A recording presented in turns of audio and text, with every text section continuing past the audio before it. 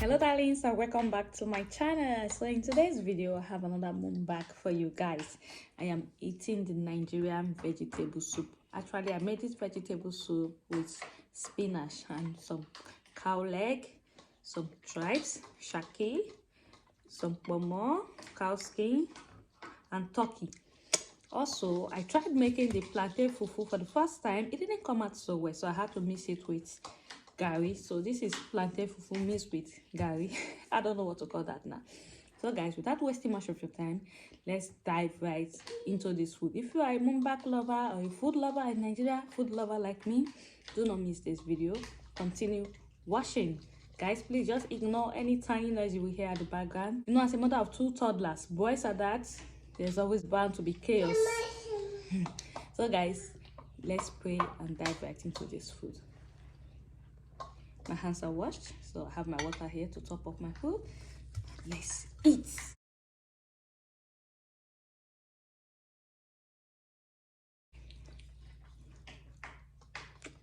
Very tasty.